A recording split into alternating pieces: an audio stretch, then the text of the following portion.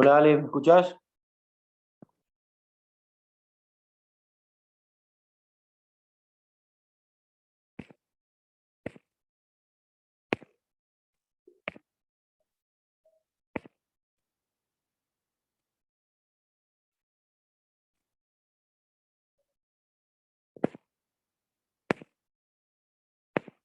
Bueno, hola chicos, ¿me escucha alguno? Hola Juan, te estaba escribiendo porque no se podía entrar. No, porque yo no me podía conectar, no era un problema tuyo. Ah, bien. Así que logré conectarme, te pido mil disculpas a vos y a los chicos que nos retrasamos con la clase. No hay problema, no hay problema. Bueno, te dejo, un abrazo. Bueno, gracias. Nada.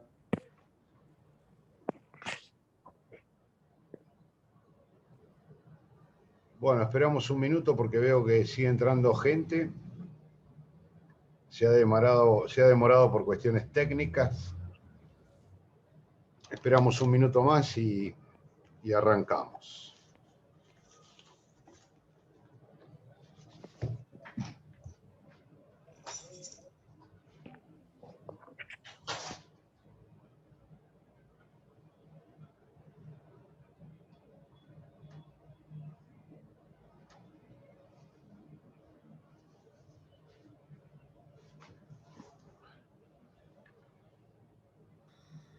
Doctor, Sí, vimos la nota que hizo para el diario La Capital.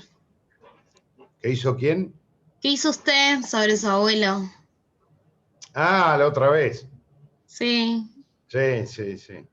Futbolística, nada que ver con lo jurídico.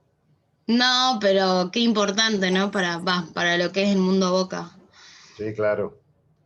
Para los hinchas de Boca es muy importante. Muy importante, sí. Toda una historia.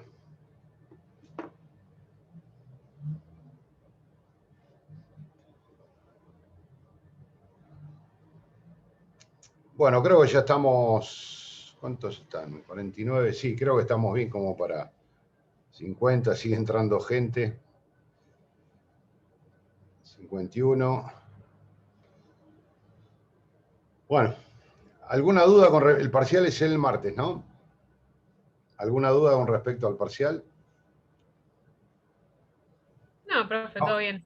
Más o menos los lineamientos los tienen. Calculo que, como les decía anteriormente, va a ser así. Vamos a tener una parte de multiple choice y otra parte de desarrollo de casos simples, sencillos.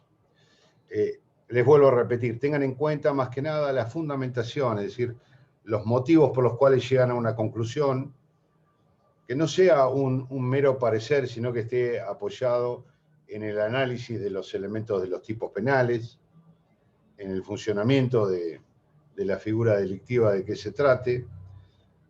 Normalmente yo les pido que también utilicen esos argumentos para descartar algunas otras ilicitudes que podrían ser aplicables, más que nada si tienen alguna relación de subsidiariedad o consunción con otra figura, para decir por qué se aplica una, por qué es especial con respecto a la genérica, por ejemplo, aplicando aquellos principios que derivan del concurso aparente de tipos penales o lo que correspondiere, o por qué aplicar una figura que contiene más elementos típicos que otra en sus elementos básicos, por qué se desplaza la adecuación típica de una figura a otra.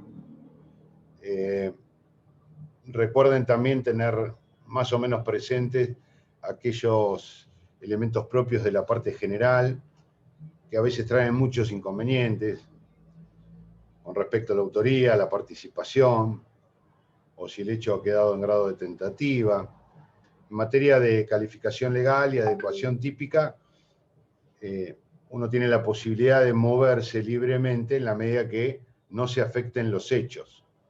Se van a ver en derecho procesal que lo importante cuando se está juzgando a una persona por la presunta comisión de un hecho delictivo, lo importante a tener en cuenta en las distintas etapas de un proceso penal son estas calificaciones que por lo general son provisorias o definitivas al momento del dictado de una sentencia, que pueden ir variando incluso con la eventual corrección que se pueda hacer en instancias superiores, pero lo que siempre hay que respetar es la situación de hecho fáctica. Los hechos son inmodificables, los hechos acreditados en un expediente judicial, pero sí pueden tener distintas visiones desde el punto de vista de la calificación jurídica. En la medida en que se respeten los hechos, que no haya variación ni modificación de los mismos, las calificaciones jurídicas pueden ser opinables, en tal sentido. Por eso es importante exponerlo, ustedes deben exponer qué argumentos, jurídicamente hablando, utilizan para llegar a una conclusión, aun cuando no sea compartida por todos. Pero lo importante es que esa conclusión sea coherente con los argumentos utilizados. Y esto tiene que ver con el análisis de los elementos de los tipos penales. Eso recuérdenlo. Pero bueno, no va a variar en lo sustancial de lo que hemos estado viendo hasta el momento, lo que hemos practicado, lo que pudimos practicar con este poco tiempo que tuvimos para el cuatrimestre. Bien, si no hay ninguna pregunta respecto a eso, seguimos con el análisis de lo que estábamos viendo, el capítulo 2. Algunas cosas, véanlas desde el blog o desde el campus virtual. Habíamos llegado a exponer, me gustaría que quede claro cómo está diagramado el Código Penal en cuanto a la tutela de los medios de transporte y de comunicación. Habíamos visto en el artículo 190 la puesta en peligro de la seguridad de la navegación aérea o acuática y una serie de agravantes de acuerdo a sus resultados. Mientras que los artículos siguientes, del 191 al 193, ahí hay una protección al transporte de ferrocarril exclusivamente y ampliación de su objeto en cuanto a los medios de comunicación utilizados al servicio, estén disponibles y estén al servicio de un ferrocarril. No se protege tanto la estructura, porque no estamos frente a la presencia de delitos de daño que atacan la propiedad, sino lo que se intenta tutelar es la seguridad de un medio de transporte y de comunicación. Si es acuático o aéreo, encuadrará en el artículo 190, y si está referido al ferrocarril, en el artículo 191 y sus ampliaciones en el caso del 192 y 193 que habíamos llegado a ver rápidamente. Les decía porque en el artículo 193 bis se incorpora una figura, esto lo pueden tomar desde el blog o del campus, que tiene que ver con lo que se denomina picadas ilegales. Fue una modificación lógicamente posterior al Código Penal, de ahí el bis que caracteriza el artículo 193, y provocó también la modificación del nombre del capítulo. Antiguamente era Delitos contra los medios de transporte y de comunicación, y se le agregó Seguridad en el tránsito. ¿Por qué? El artículo 193 lo que castiga son las picadas ilegales, genéricamente hablando. Ustedes después la ven por el blog o en la página. Lo hace el legislador, a mi modo de ver, de una forma un tanto deficiente también, ¿no? Porque acá lo que se castiga es la puesta en peligro de la vida o la integridad personal de las personas cuando se produce mediante la realización de una competencia de velocidad o de destreza con un vehículo con motor. Vehículo automotor, decía antes, vehículo con motor, dice ahora, quizás para ampliar también un poco el objeto que constituye el medio comisivo. Si ustedes ven la redacción de la norma, la disposición va dirigida a un sujeto en particular. No sé si lo tienen a mano, el artículo 193 bis. Le leo la parte pertinente, que dice que se va a sancionar con pena de 6 meses a 3 años e inhabilitación a el conductor que creare una situación de peligro para la vida o la integridad física a través de estas competencias de velocidad o de destreza con vehículo automotor, ¿no? ¿Qué problema tiene esto? En primer lugar, crea un delito de peligro. El delito consiste en crear una situación de peligro para el resto de la comunidad. Respeta, en cierto modo, la naturaleza y la finalidad que intenta tutelar el bien jurídico de la seguridad común. La puesta en peligro de bienes ajenos. En este caso, la vida o la integridad física personal de las personas en general. Pero la norma se limita a castigar al conductor. ¿Cuál es el problema acá? Que en una de estas picadas ilegales, porque lógicamente esto es delictivo en la medida que no exista una autorización por parte de la autoridad competente, ¿no? Si no, todas las carreras deportivas de automotores serían consideradas delictivas en la medida que se genera un riesgo. No, acá es necesario que no haya una autorización expresa para ello. Les decía, solo va a ser la mera participación en una competencia de esta naturaleza, en una picada en la calle, no es constitutiva de delito. Eso es una infracción de carácter municipal. Se eleva a la categoría de delito cuando se pone en peligro efectivo la vida o la integridad física de alguien. ¿Se entiende? El solo hecho de participar en una picada ilegal de automotores, en la calle, en la ruta, donde fuese, no es por sí misma delictiva. Eso es una infracción municipal. Solo es elevado a la categoría del delito cuando se pone en peligro efectivo, concreto, material, la vida o la integridad física de alguna persona o de varias personas en general. Decía, ¿cuál es el problema? La norma va dirigida al conductor. Vamos a suponer que una picada ilegal hay más de un conductor. Lógicamente, si es una competencia, hay más de un vehículo involucrado. Pueden ser 2, 3, 4. ¿Quién es el responsable? ¿Todos los que participaron? Da la sensación de que el código solo castiga al conductor que efectivamente creó la situación de peligro y no a los demás que participaron.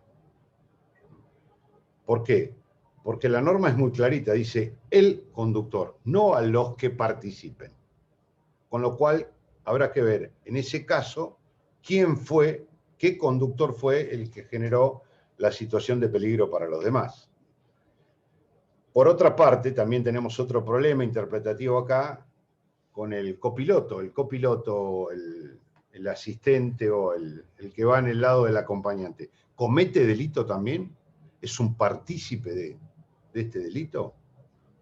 Vamos a suponer que incluso lo alentó al conductor a aceptar el desafío que en la calle propusiera un tercer vehículo, ¿no?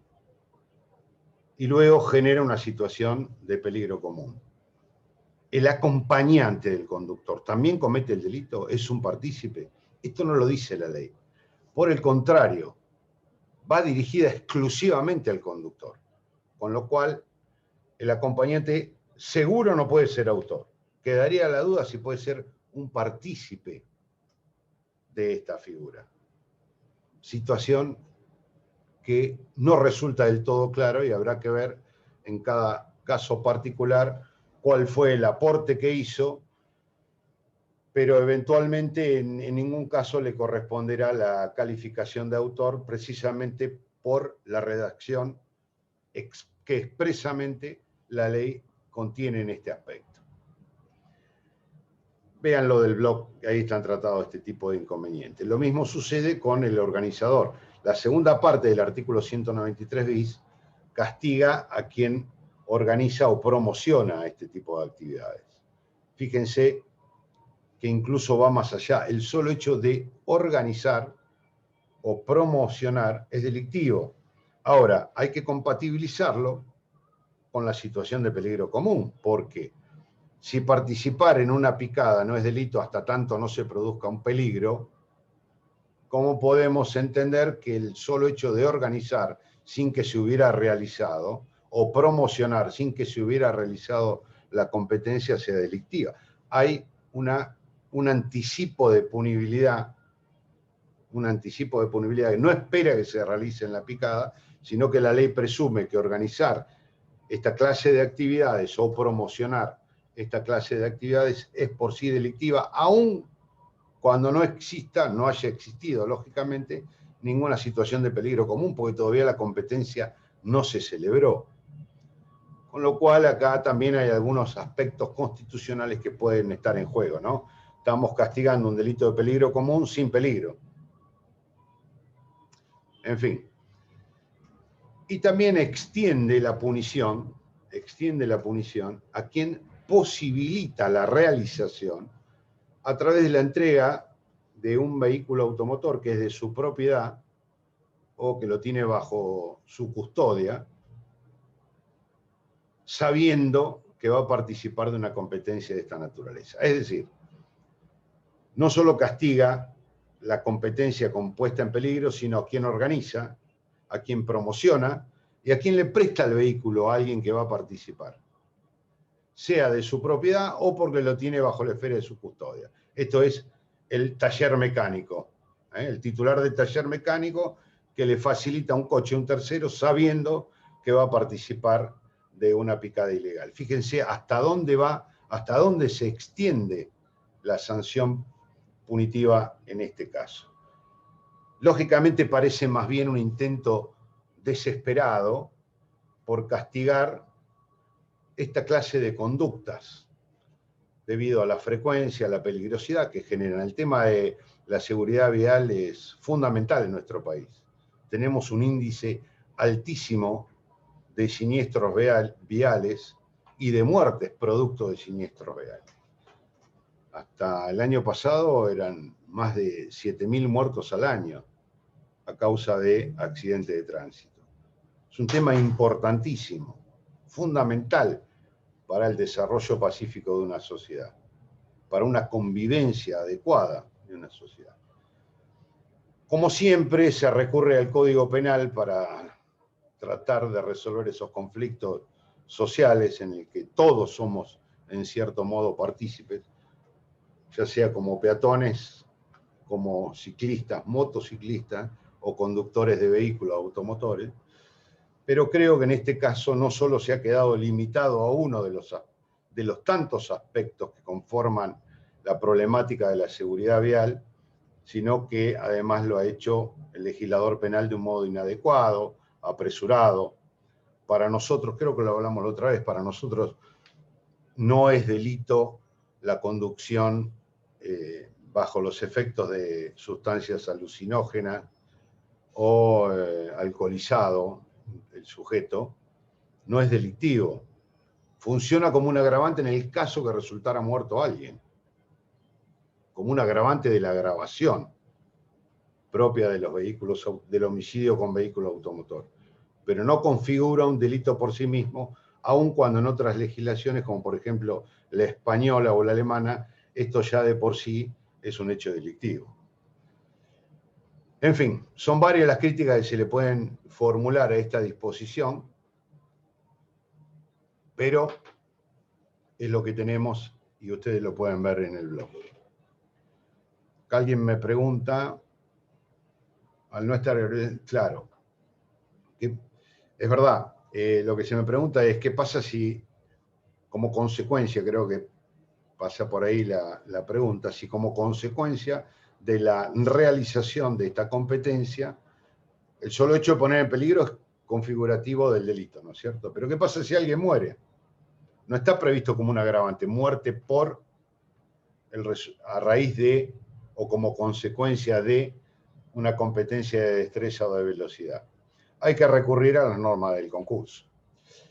Ahora bien, fíjense, no sé si ustedes recuerdan, el artículo 84 bis contiene agravantes y excluye entre esos agravantes la posibilidad de aplicación del artículo 193 bis y 106 también. Están mencionados en el 84 bis. O sea, hay que conjugar el 84 bis con el 193. Lo ideal hubiese sido establecer consecuencias agravantes para el caso muerte dentro de este articulado y evitar así tener que ir a recurrir a las figuras del concurso de leyes, posiblemente como un concurso ideal, y con la desproporcionalidad punitiva que en uno u otro caso se pudiera generar, ¿no? Pero sí, es verdad, no está prevista esa consecuencia en este capítulo. Bien, fue un agregado del legislador ahí, lo metió en el 193 bis pensando que la seguridad del tráfico automotor estaría bastante a cubierto con una disposición como la siguiente. Tampoco sigue una sistemática muy clara, porque a continuación vamos a ver el artículo 194 que tiene que ver con los transportes en general, ¿no? Y los servicios públicos de comunicación, de energía, agua, etcétera, etcétera.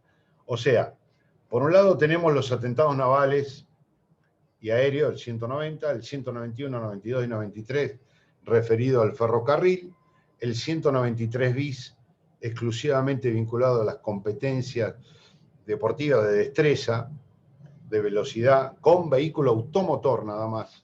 Y el artículo 194, una disposición también cuestionable. Fíjense que estamos viendo algunas fallas, por lo menos a nuestro juicio, en la estructura del Código Penal, porque estamos hablando de delitos contra la seguridad común y dijimos que el presupuesto de comisión delictiva de cualquier delito contra la seguridad común o la seguridad pública es la existencia de un peligro común.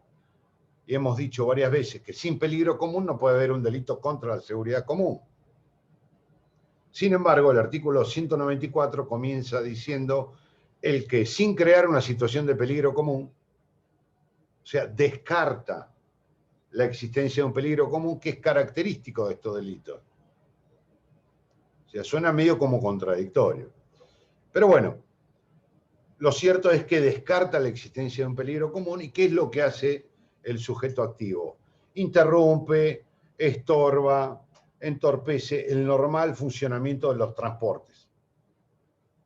Tierra, agua o aire. Primera parte.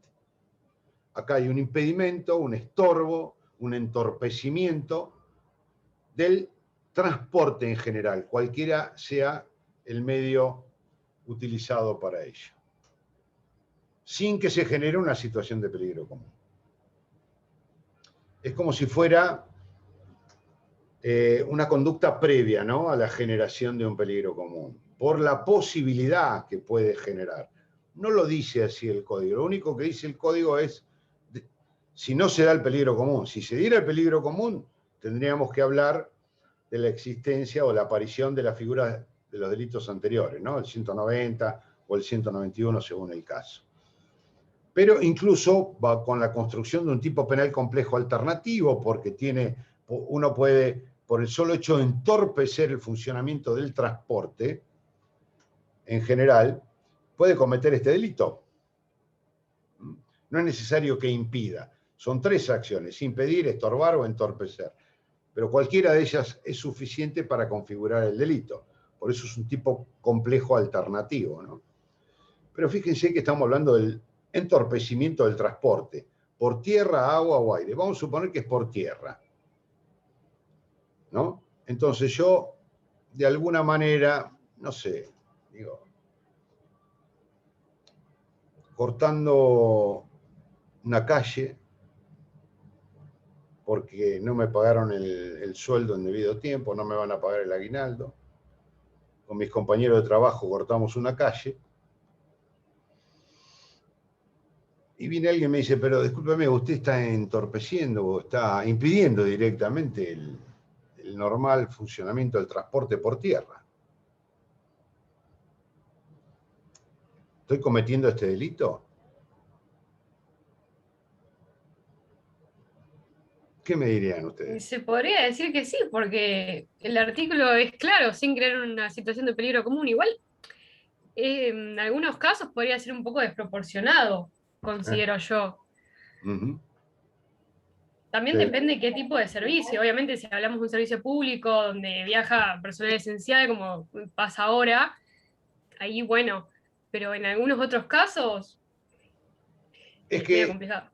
¿No es un derecho constitucional? Tenemos dos partes. Sí, claro. Perdóname, tenemos dos partes. Por un lado, el funcionamiento del transporte. Normal funcionamiento del transporte terrestre. Y por el otro lado, los servicios públicos. Servicios públicos. De comunicación, provisión de agua, energía, sustancia energética, etcétera, etcétera. Vale decir que lo público es el servicio. Como el transporte no está calificado, puede ser tanto público como privado. El transporte dice, no dice transporte público. El transporte puede ser público o privado, entonces. ¿Se entiende? El servicio público de comunicación, de energía, etcétera, etcétera, provisión de agua, ese sí debe ser público. Público no significa en el sentido oficial, que pertenece al Estado, sino que está dirigido a una colectividad de personas. Incluso quedan comprendidos estos servicios públicos aun cuando esté tercerizado. Es decir, aun cuando el proveedor sea un particular, ya sea a través de una concesión, licencia, habilitación, etcétera, etcétera. Lo importante es que se dirija, afecte o llegue a un número indeterminado de personas, a la colectividad en general, como el servicio de agua que tenemos, como el servicio de gas o el transporte del gas o de la energía, etcétera, etcétera. Eso sí tiene que ser público, pero el transporte no.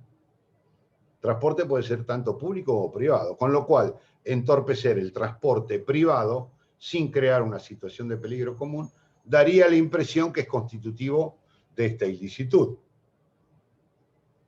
Una pregunta, porque el artículo 191, cuando habla de los atentados ferroviarios, también habla de entorpecer ese medio de transporte. ¿Qué pasaría ahí?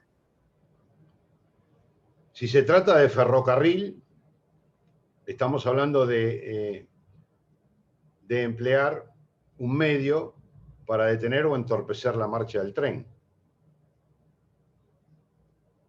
¿En dónde te referís el entorpecimiento? Claro, porque, o sea, la figura del 191 castiga... Sí, al que emplea un medio con una finalidad de detener o entorpecer la marcha del tren. Claro, acá no está esa finalidad, eso es lo que lo distingue. No. Bien. Acá no tenemos esa finalidad. Dice, el que entorpeciere o estorbare el funcionamiento del transporte, entre paréntesis agrego yo, público o privado, llego a esta conclusión, ¿por qué? Porque si hubiera querido que fuera pública, hubiera seguido, digamos, la misma técnica que en lo referido a los servicios. Ahí dice los servicios públicos, no dice los servicios, dice servicio público. Con lo cual, llegó a la deducción que el transporte no necesariamente debe ser público, puede ser privado. Vamos a suponer que estoy en la calle, llevo a mis hijos al colegio, estaciono en doble fila. Viene la camionetita de la municipalidad y dice, adelante que mueva un poco el coche porque usted está entorpeciendo el transporte. Está estorbando, está generando estorbo o impide que otros puedan llegar a estacionar. ¿Comete el delito el que está en doble fila por entorpecer? Es una contravención. Sería una contravención. Claro. Bueno, esto es un poco lo que pasa acá. Es una contravención, pero elevada a la categoría delictiva.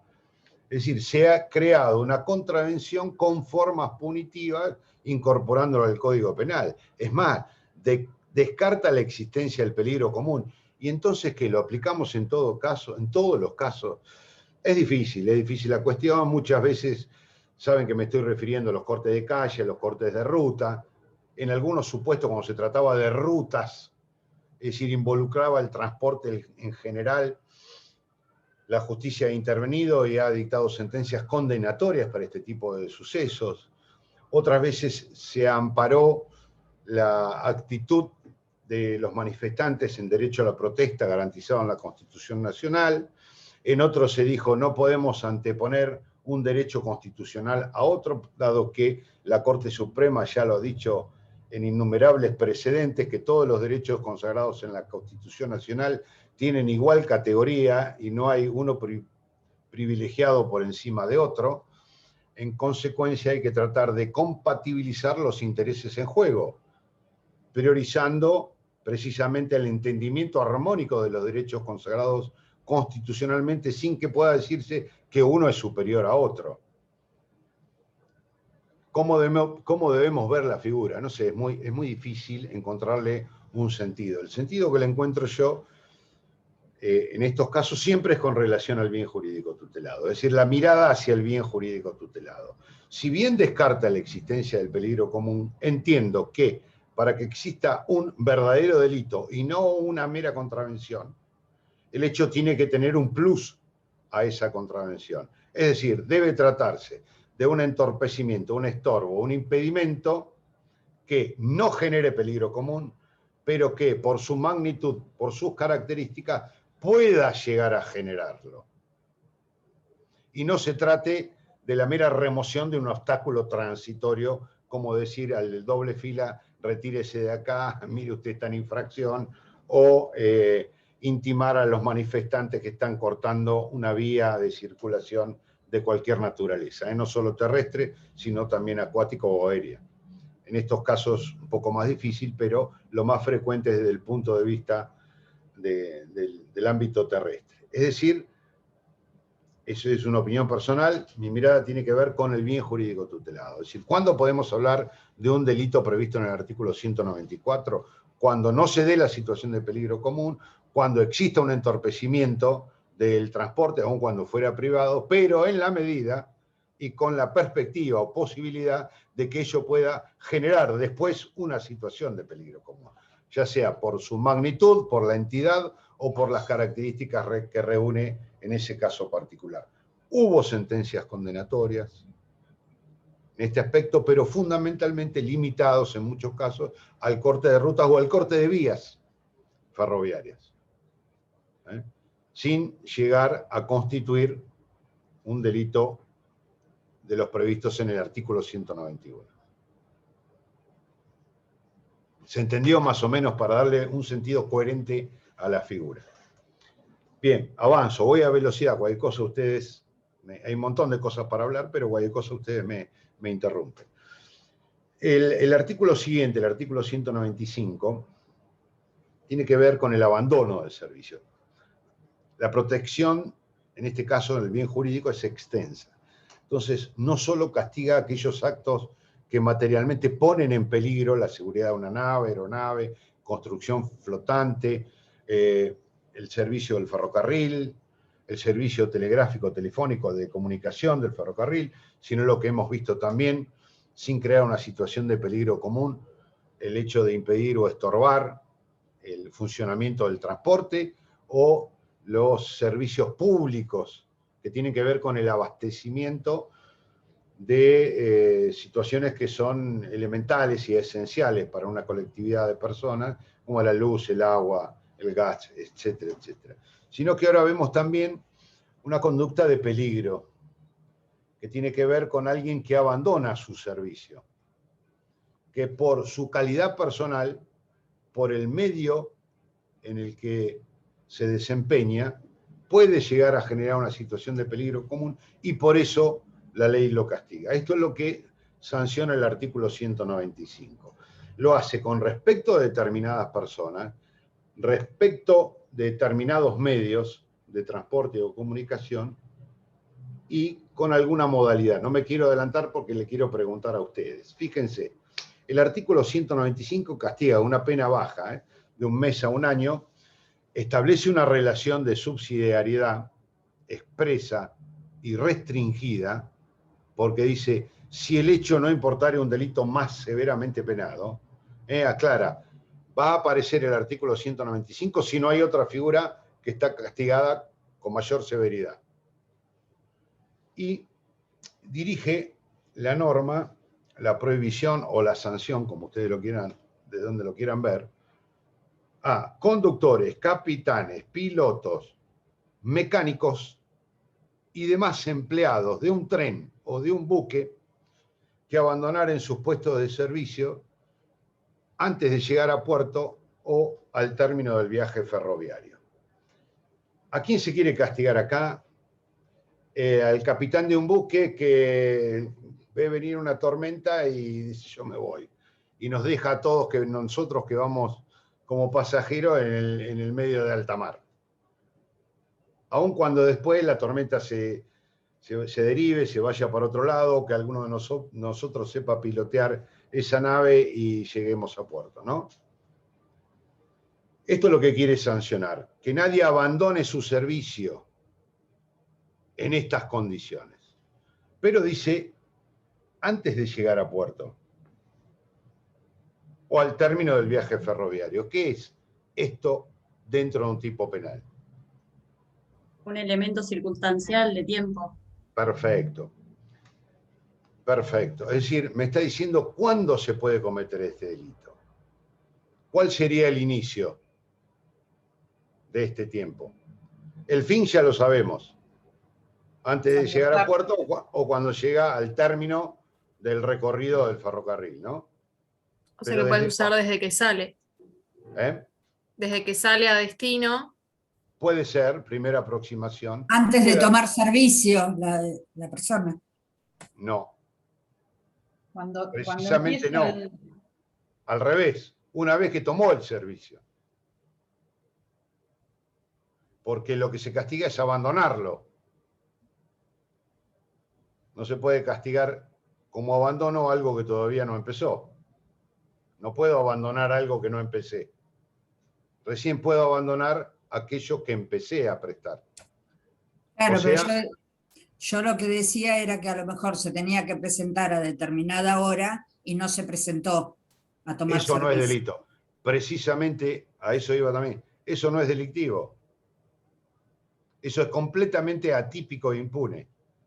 Por eso es importante precisar el momento en que puede cometer el delito, y es cuando toma el servicio, es decir, cuando está prestando un servicio. Lo que castiga acá la ley no es la negativa a tomarlo el servicio, sino abandonarlo una vez tomado, porque de ahí puede surgir la existencia de un peligro para todos los demás. Si nosotros estamos esperando que venga el capitán del barco y todavía no embarcamos, ¿por qué lo vamos a sancionar como delictivo si todavía no nos puso en peligro? Distinto es la situación como esta que marca el código, que una vez que comenzó el servicio, ahí nos deje en el medio del mar. Eso es lo peligroso. No que no venga, sino que haya venido, toma el servicio y después nos abandona. Nos deja en una situación de riesgo a todos los demás. Esto es lo que quiere castigar la ley. Volviendo al tema, desde que se inicia el viaje, como decía Josefina, en realidad puede ser, lógicamente, pero también puede ser desde que toma el servicio. Puede ser que ese capitán esté relevando a alguien en una isla, en otro sector o en otra parada ferroviaria. ¿Sí? Entonces, esa persona solo va a poder cometer el delito cuando toma efectivamente el servicio. Es más, puede ser un capitán suplente que va dentro de los pasajeros, que se abandona el buque, no va a cometer el delito porque todavía no tomó el servicio. Y ese servicio lo puede tomar quizá una hora después de que el piloto principal, por poner un ejemplo, se le hizo el relevo. ¿Se entiende? Vale decir, hay que medirlo con relación al autor desde el mismo momento en que toma el servicio. Recién ahí puede hacer abandono. Puede coincidir con el inicio o puede coincidir con un relevo, con una posta o con otro lugar en donde él efectivamente comienza a prestar el servicio. ¿Se entiende? Solo a partir de ahí puede cometer el delito. Sí, doctor. En segundo lugar, lógicamente, estas personas, si abandonan el servicio, nos pueden dejar en una situación de riesgo. No hay ninguna duda con respecto, vamos a ver cómo dice el texto. Conductor, ¿el conductor a qué se refiere? Porque es solamente de un tren o de un buque, ¿no? El conductor del tren será. ¿Me siguen? Estoy uniendo el sujeto activo con el objeto. Conductor del tren, capitán del buque, piloto de avión, ¿será? Pero no Sí, está pero el ahí avión. no lo De dice. helicóptero. No. O piloto de helicóptero, de avión. No, solamente es un No sé tren, si un se buque. dice piloto de helicóptero igual. Lo tiré porque se me ocurrió. O sea, piloto me suena como más que vuela. Pero está bien, es secundario, no interesa. Digo, el avión no está acá. O sea que el piloto de un avión puede hacer abandono, se tira con paracaídas cuando se la ve complicada y nos deja a nosotros en el medio del aire y él no comete el delito. Pero Sí, no sí, tiene mucho sentido. no tiene sentido. Otra vez la desactualización del Código Penal. Solo la previsión se refiere al tren o el buque y dejó lo aéreo afuera. No se entiende demasiado. Pero incluso algo más. Habla de mecánicos y demás empleados de un tren que hacen el abandono de servicio. Muy bien, les pongo el ejemplo que pone Soler, porque creo que es muy gráfico. Vamos a suponer que podamos, Dios quiera pronto, vamos todos a bordo de un transatlántico dirigido al Caribe, que tiene su comandante. Ojalá, profe. Si me Sí. abandonan en el Caribe, por lo menos me muero feliz. Claro. Después lo denuncio. Pero vamos a suponer, sin hacerlo tan grave, que no es el conductor, el mozo de todos los que intervienen, uno de los mozos que interviene ahí dice, yo me voy de acá. Yo me voy de acá, me tiro al agua, agarro un bote salvavidas y me rajo. Entonces yo miro el Código Penal y dice, y demás empleados. El mozo, me refiero al mozo que trabaja para la línea esta del transatlántico, ¿no? Entonces lo paran en tierra y le dice, ¿usted es empleado del transatlántico? ¿Del buque? Sí. ¿Hizo abandono del servicio? Sí. Bueno, cometió el delito de abandono del servicio. ¿Qué riesgo hay para la seguridad? ¿Que no le puedo servir el café, el desayuno a la mañana? Profe, comer es fundamental igual. Es una necesidad básica. Sí, es verdad, pero de ahí a la existencia de un riesgo para la seguridad. Claro. Además, No, claramente no. hay un montón de... Ah, pero si nos Pero- comemos entre pero, nosotros, sí va a haber un José, problema. Si es un crucero como el de Disney, tiene 500.000 mozos. Claro. Pero yo quería ese. Me atraganté, perdón. Me hicieron reír. Pero bueno, valga la broma para decir, ¿por qué esto? Tuve que decirlo, perdón. Sí, no, está bien, pero digo, ¿cómo interpretamos el tipo penal? ¿Se da el delito en ese caso, el del mozo? Soler dice esto es ridículo. Y nos lleva a la interpretación que los mecánicos está bien, porque que haga abandono un mecánico puede ser imprescindible para el funcionamiento de las maquinarias de navegación, etcétera, etcétera, no hay ninguna duda.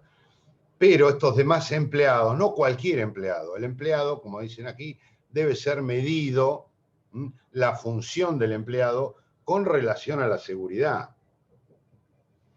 Hablemos de vigías, hablemos de determinados idóneos, es verdad, que pueden tener el manejo de los sistemas de navegación, de navegación acuática o de vía de ferrocarril, etcétera, etcétera. Es decir, no cualquier empleado, sino un empleado de jerarquía como las mencionadas anteriormente, solo podrá ser autor de esta comisión delictiva. Lo que no cabe ninguna duda es que habrá que ajustar el tipo penal a determinadas funciones relacionadas con la seguridad y no en una disposición tan genérica, ¿no? En la medida que nosotros interpretemos, estoy poniendo estos casos simplemente para que encontrar un mecanismo de interpretación de los tipos penales. Porque no podemos hacer uso de la analogía como en otras ramas del derecho, fundamentalmente en el derecho civil. Entonces, creo que se puede llegar a una interpretación más o menos razonable, coherente y respetuosa de los principios penales en la medida que vinculemos la disposición penal con el bien jurídico tutelado. desde, esto lo quería marcar lo venimos marcando desde los primeros días de clase, ¿no? Que no puede haber un delito si no hay una afectación al bien jurídico tutelado, sea por lesión o puesta en peligro, aun cuando esa puesta en peligro sea remota, cosa que es discutible, pero como dice Soler también, hay veces que la ley presume que ciertas acciones, la posesión de ciertos objetos, en fin, de determinadas circunstancias, conllevan una peligrosidad natural que puede ser castigada y ser a la vez respetuosa de estos principios constitucionales y penales. Y no es necesario esperar a que se produzca un efectivo riesgo o un resultado lesivo. Si yo tengo en mi casa 1000 kilos de trotil sin poder justificarlo, no me parece mal que actúe el derecho penal aun cuando se trate de una figura de peligro abstracto.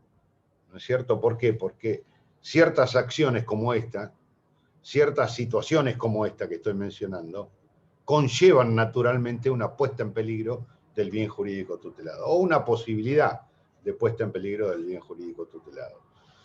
Y no es que se invierta la carga de la prueba, para nada, porque esto es inadmisible. Yo creo que es inadmisible en todos los tipos penales. No puede haber un derecho penal en donde se obligue al imputado a demostrar la inocencia.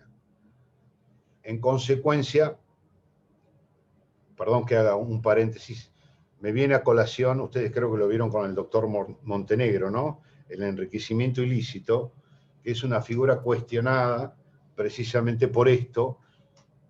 Algunos tribunales han dicho que en realidad no se trata de una inversión de la carga probatoria de la prueba, sino una función inherente a la misma actividad que desempeña el funcionario imputado de esta figura. Otros tribunales y la mayoría de la doctrina la considera una figura inconstitucional porque ahí parece invertirse la carga de la prueba, como que el funcionario tiene que demostrar de dónde sacó los fondos para obtener toda esa riqueza que se le imputa, entre comillas, y trae, bueno, innumerables cuestionamientos desde ese punto de vista. Hasta ahora, la jurisprudencia en general ha mantenido la constitucionalidad, ha dicho por, llamémosle, caminos sinuosos, que no hay una inversión de la carga de la prueba, pero si lo medimos detenidamente, creo que tiene algunas fisuras también ese tipo penal, ¿no?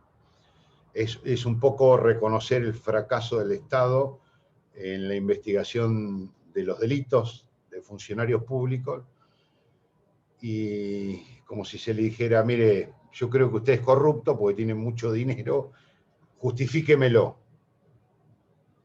Cuando en realidad debería ser al revés. Usted tiene mucho dinero, lo voy a investigar yo a usted porque no coincide con sus ingresos, pero siempre la carga de la prueba le corresponde a la acusación, nunca al imputado demostrar su inocencia, ¿no?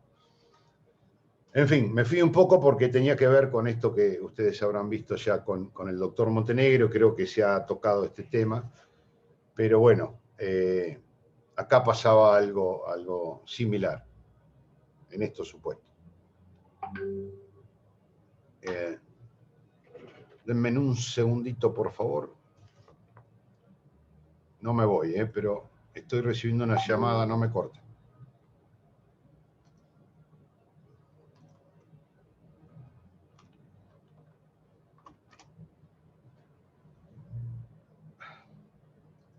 Ya está.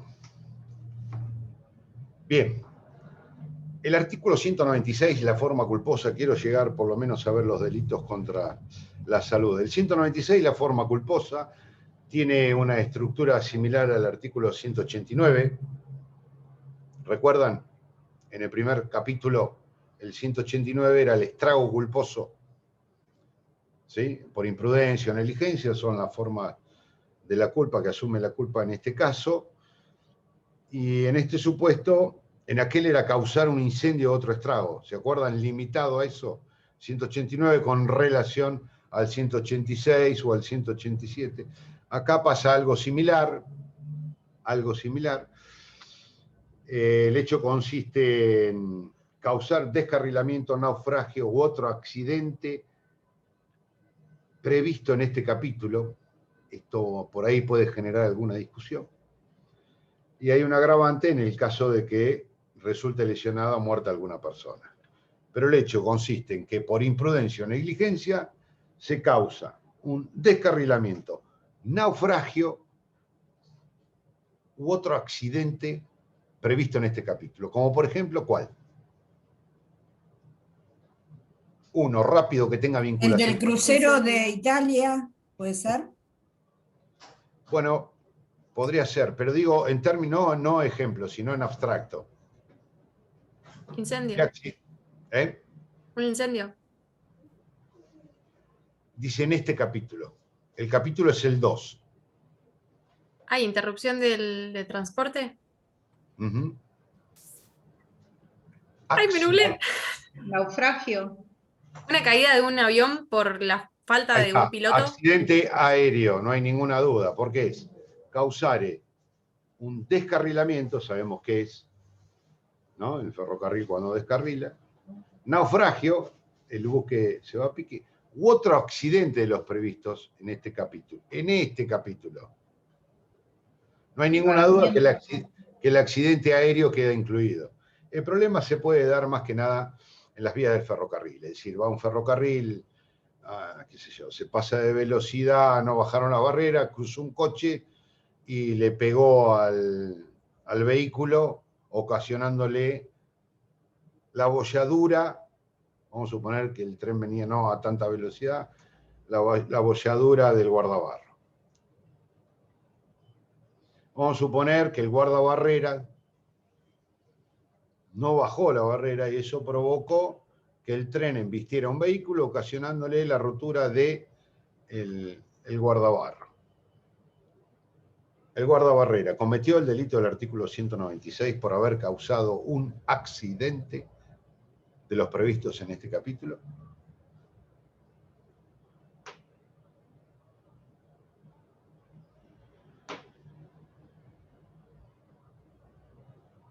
Chan, chan, silencio. Estoy en duda. Sí, Yo también. sí. Es bueno dudar, es bueno dudar. Porque el hecho de ¿cómo es lo que se le rompió? Digo, por poner el guardabarro, el paragón. Eso, claro, el guardabarro. Y no sé si es idóneo como para causar un peligro común. bien, vamos Depende por de eso. las circunstancias. No, vamos por ese lado, por la primera parte de lo que dijiste. El accidente tiene que ser de una magnitud tal, Claro. equivalente al peligro común.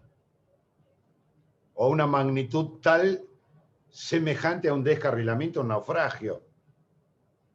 Es decir, a un daño de grandes proporciones. Debe ser medido nuevamente con relación al bien jurídico tutelado. No cualquier accidente. Tiene que ser accidente de los previstos en este capítulo. Por eso creo que casi queda limitado al accidente aéreo. O a un accidente de tren que sin ser un descarrilamiento haya ocasionado un desastre en cuanto a muertes, daños, a distintos... Como la tragedia de Once, por ejemplo. Por ejemplo, la tragedia de Once. En fin, que tenga una magnitud semejante a la que tutela el bien jurídico protegido, en este caso, en el capítulo 2. ¿Se entiende? Esa es la idea. Si bien hay decisiones jurisprudenciales, creo que la jurisprudencia está evolucionando en este sentido. Hay una última resolución que no me convence del todo, pero bueno, en general, en lo personal digo, ¿no? Pero en general la jurisprudencia ha mantenido esta tesitura. No un accidente menor es constitutivo de este delito, cuando se causa un accidente por imprudencia o negligencia, sino que tiene que ser de magnitud, de entidad, como para comprometer el bien jurídico tutelado. ¿Por qué decía de este último fallo? Porque tiene relación incluso con una disposición que viene a continuación, el artículo 197. Acá se castiga con pena de 6 meses a 2 años el que interrumpiere o entorpeciere la comunicación telegráfica. Otra vez estamos telefónica, por suerte se le agregó o de otra naturaleza. Esto deja abierta la posibilidad de que no se utilice un telégrafo nada más o un teléfono. Dice de otra naturaleza. En definitiva, el que interrumpe o entorpece la comunicación o resistiere violentamente el restablecimiento de la comunicación interrumpida. ¿Sí? Ahora, en el artículo 194, acá estamos en el 197, en el 194 está previsto también el entorpecimiento o interrupción del servicio de comunicación. ¿Qué diferencia hay? En el 194 es sin crear una situación de peligro común. ¿Recuerdan? El requisito de aplicación del 194 es que no haya existido peligro común. Mientras que en este, como no dice nada, es necesario, lógicamente, que exista un peligro común. Esa es la diferencia, aun cuando se trate del mismo objeto de tutela. Esto es el servicio de comunicación. ¿Por qué decía esto? Ustedes quizás conocen al personaje, retomo la figura anterior. Marcos Di Palma, corredor de turismo carretera, creo que era.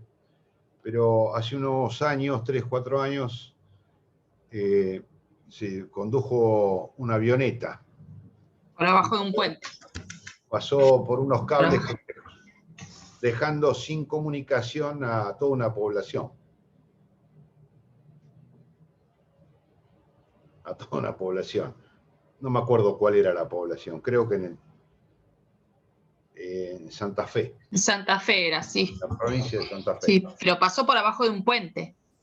Sí, pero finalmente termina chocando contra un poste telefónico y dejó por un tiempo prolongado sin servicio telefónico a la población en general. Y la decisión judicial fue la del artículo 196. Si se lo encuentra responsable, por lo menos prima facie, por la comisión del delito del 196, en tanto por imprudencia o negligencia, causó un accidente de los previstos en este capítulo. Lo único que la decisión de la Cámara Federal de Rosario hace referencia, recuerden que en todo tipo culposo genérico hay que puntualizar. Es decir, yo puedo aplicar el 196 con relación al 190, con relación al 191, siempre tiene que estar relacionado o en función de el tipo doloso, ¿no? En este caso, la Cámara Federal de Rosario considera que Marcos Di Palma es prima facie autor responsable del delito de accidente culposo del 196 en función del 191, segundo párrafo, es decir, por haber ocasionado un accidente aéreo, y menciona también el 197. Es decir, el 196 en función del 192 y del 197, en virtud de haber provocado un accidente aéreo que dejó sin servicio de comunicación 197 a toda una población. No sé, podemos discutirlo, pero no me parece que el artículo 196 pueda relacionarse con el 197. El 197 no creo que sea un accidente, no creo que sea un resultado producto de un obrar culposo, pero bueno, en general, al vincularlo con el 192, creo que desde el punto de vista jurídico está más o menos amparado. Sí. No, eso, ya me contestó. ¿Cómo se suplió, creo que se dice, perdón, la ignorancia si no se dice así, el tema eso de que uno parece más bien culposo y el otro doloso? Entonces, ahí dijo lo del artículo 192 y ya me quedó más claro. Está. Gracias. Sí. De todas maneras, son cuestiones probatorias en cada uno de los expedientes donde los jueces analizan el modo de conducirse y la subjetividad de la persona, ¿no? Que por supuesto se construye en la mayoría de los casos a través de indicios y presunciones cuando el sujeto no confiesa. Lo ideal sería que alguien confesara y dijera, mire, quise hacer esto, no quise hacer aquello otro, me equivoqué, obré con imprudencia. Pero en la mayoría de los casos, cuando el imputado se niega a declarar o mantiene otra versión exculpatoria de sus hechos, el tribunal tiene que construir, esto lo van a ver ustedes en procesal penal, tiene que construir un juicio de certeza a partir de indicios y de presunciones. Es decir, los indicios como datos objetivos a partir de los cuales se pueden tomar presunciones que me conducen o que nos conducen a otro dato, indicio, información, y así construir un juicio de probabilidad. En este caso no era una sentencia definitiva, estoy hablando de una sentencia intermedia o interlocutoria, ya sea un juicio de probabilidad o un juicio de certeza acerca del aspecto subjetivo en el caso de cada imputación, ¿no? Son construcciones lógicas, ustedes lo van a ver en procesal penal. Por supuesto que rige el principio, en caso de duda, en materia procesal penal hay que estar a favor del imputado, ¿no? Esto es un principio básico y elemental. Si hay duda acerca de la autoría, de la responsabilidad, etcétera, etcétera, lo único que corresponde es la absolución. Estamos en la instancia final. No se puede condenar a nadie en caso de duda. En caso de duda, la absolución es lo que corresponde por favorecer al imputado. Acá tiene que haber plena certeza para llegar a una sentencia condenatoria. No basta la mera sospecha, ni siquiera la presunción de culpabilidad o de responsabilidad en el hecho. Tiene que estar completamente acreditado en términos procesales que ustedes verán.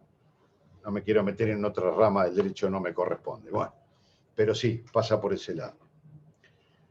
Bien, así muy rápidamente terminamos el capítulo 2. El tercero también, véanlo, les anticipé los otros días, véanlo del blog o del campus, pues tiene que ver con la piratería. El capítulo 3 es piratería, tiene 2 artículos, 198 con 7 incisos que definen qué es piratería y un agravante para el caso que se produzca la muerte de alguna persona, ¿no?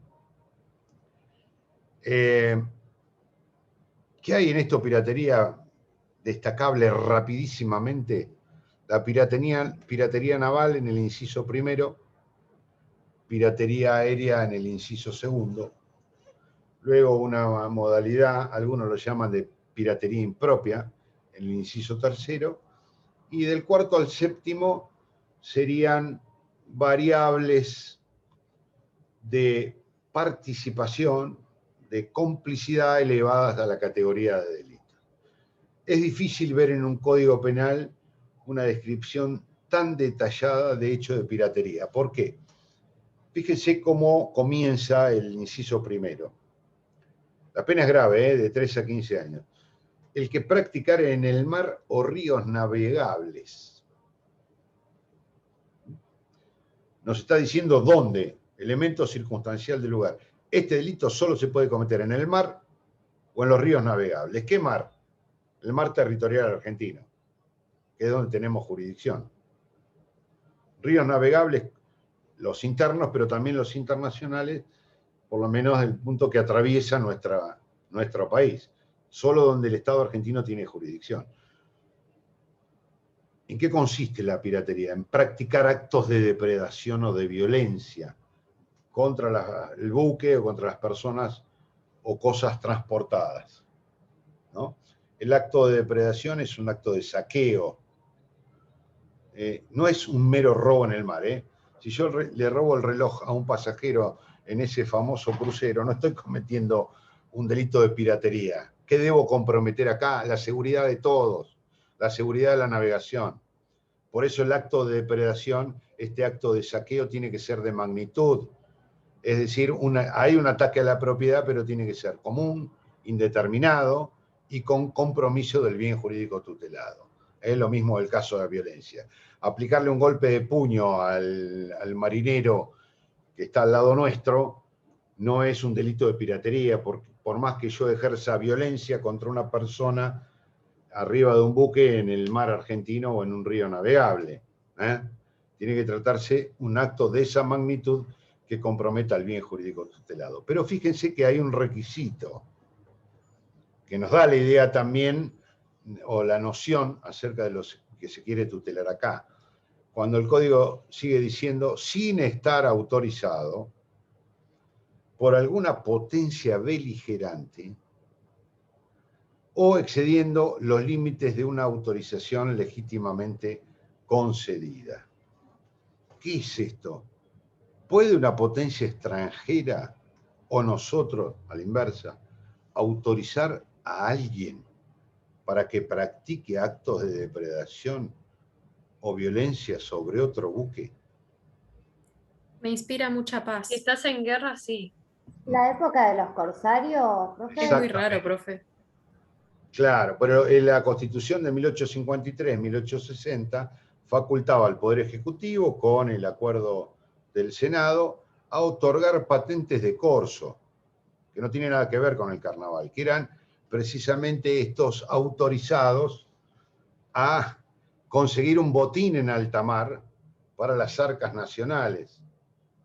Después se lo distribuían, había un mecanismo de reglamentar las presas, decía la Constitución, no sé si ustedes recuerdan la Constitución Nacional antes de la reforma del 94, tenía que ver con estas prácticas internacionales, pero que habían sido dejadas sin efecto ya desde el Tratado de París de 1856.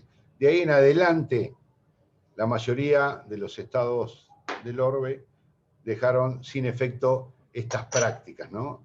Aun cuando en realidad el acto pirático, la piratería, fundamentalmente naval, es algo que genera muchos dividendos, que en la actualidad sigue dando muchos dividendos detrás de tráfico de armas, de personas y de estupefacientes. No por suerte acá, pero bueno, en algunos lugares del Caribe, en el mar de la China, y ni hablar de las costas de Somalia, en África. Solo para graficar, quizás habrán visto una película de Tom Hanks que se llamaba Capitán Phillips, basada en un hecho real que cuenta la historia de alguien que conducía un barco que transportaba mucha mercadería y es atacado por piratas somalíes. ¿La vieron o no? Sí, profe, y ahora está en Netflix y Amazon, por si alguien la quiere ver. Es buenísimo. Sí, muy buena. Es muy buena. Muy buena.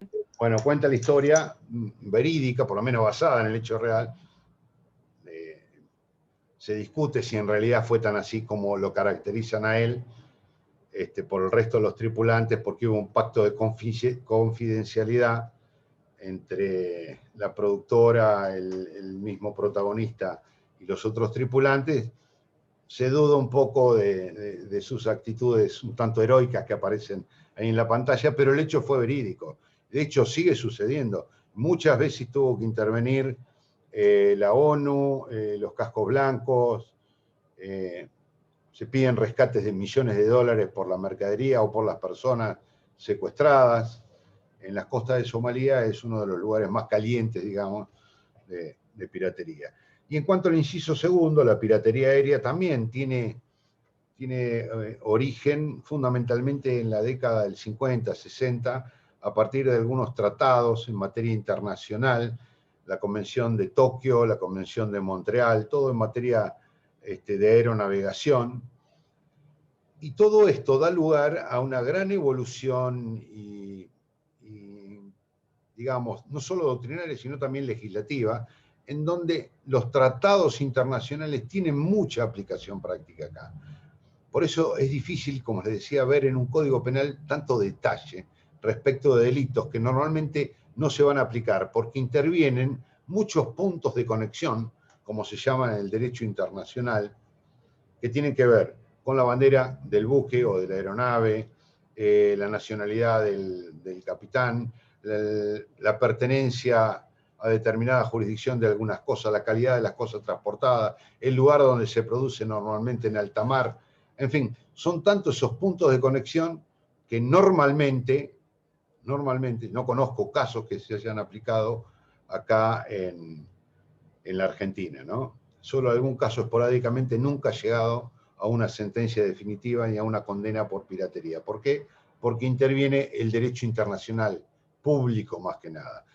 Se aplican los tratados internacionales y no el derecho interno de nuestro país. ¿Sí? Bien, no sé qué estaban diciendo ahí. Bueno, y el resto, la piratería impropia y las otras formas de piratería lo pueden ver directamente del campus. No vamos a tener tiempo de ver todo. Profe, Sí, perdón, buenas tardes, ¿cómo le va? buenas tardes. Le quería preguntar, ¿los delitos contra el Estado civil entran en este segundo parcial? No me acuerdo en cada comisión. Porque me Entra quedó todo la lo duda que bien. no entra todo lo que no entró en el primero. Ah, bien, perfecto. Está bien. Y profe, no sé si ya lo dijeron, pero la estructura del examen sería similar, así. Sí, lo casos. dije Perdón. al inicio. Sí. Perdón, yo No hay tuve que problema. entrar más tarde. No hay problema. Vamos a comenzar con un multiple choice y después el análisis de 2 o 3 casos. Gracias por repetir. No, ¿El por tiempo favor. va a ser el mismo, profe, el tiempo, o se va a extender un poquito más? No, va a ser el mismo. Depende si agregamos, si son 3 casos, si son 2 de análisis, que son los que llevan más tiempo. Porque el multiple choice, creo que les comenté, lo hemos medido la otra vez, con relación a 7, 8, 9 preguntas, y leyéndolas, releyéndolas, y aún recurriendo a determinados instrumentos, llámese código, autores, no lleva más de entre 3 y 5 minutos en contestarlas todas. O sea que el resto es para los otros 2 o 3 casos que se van a plantear. Acuérdese también de los nervios también. Sí, el aspecto subjetivo, digamos. No, pero no es tan problemático. Recuerden que lo importante, si lo digo otra vez, lo importante no es llegar a definir un artículo aplicable a esa hipótesis, sino los fundamentos, la argumentación que intelectualmente ustedes producen para llegar a esa conclusión, apoyado, por supuesto, en aspectos jurídicos. Es decir, por ejemplo, no voy a aplicar, por ejemplo, el artículo 162, dado que si bien hubo un apoderamiento, este no es ilegítimo, ni no es ilegítimo porque él era el titular de la propiedad o se trataba de la parte del condominio que correspondía a su propiedad. O porque tampoco hubo un apoderamiento. ¿Pero por qué no hubo apoderamiento? Porque el sujeto no llegó a apoderarse en términos penales, dado que apoderarse significa tal y tal cosa.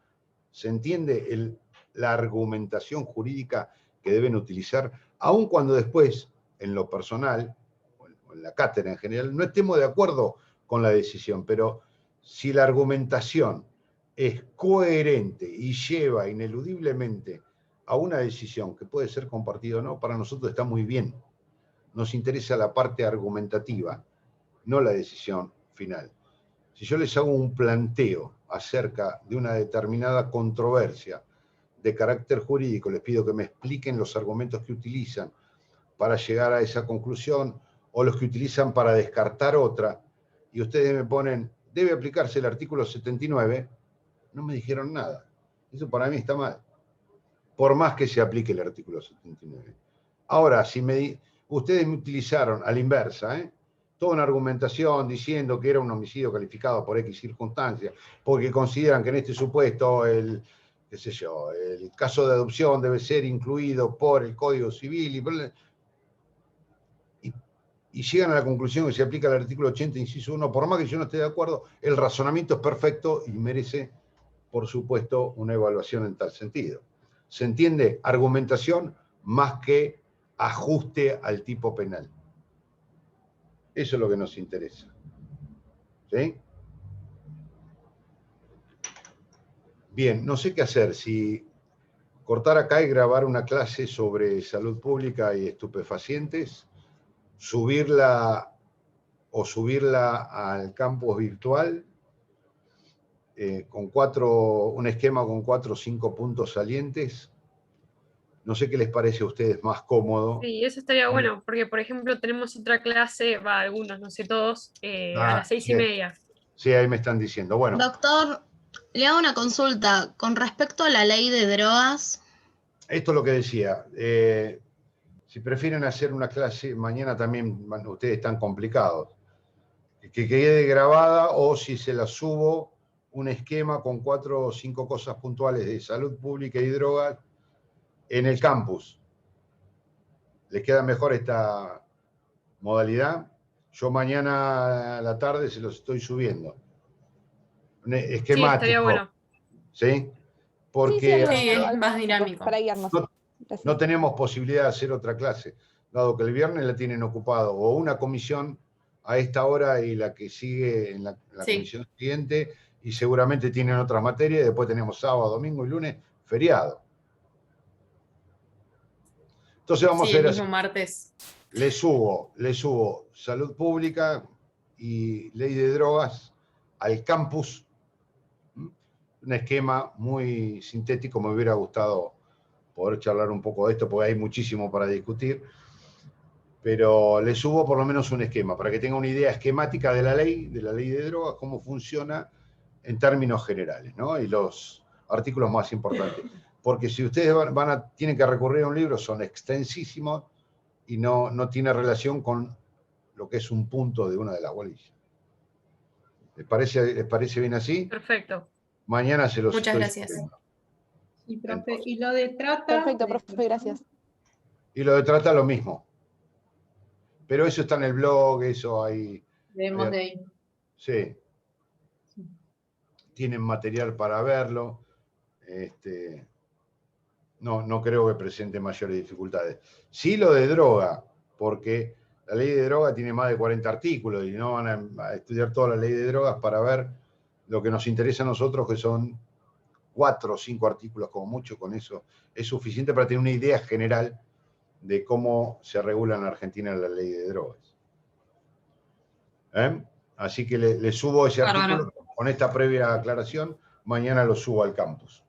Gracias, profe. Perfecto, Bueno, profe, muchas nos gracias. vemos el martes. Gracias, profe. Gracias. Hasta el martes. Gracias, Adiós. profe. Hasta el martes, Gracias, nos profe. vemos. Chao. Chao por nada. Chao, chao.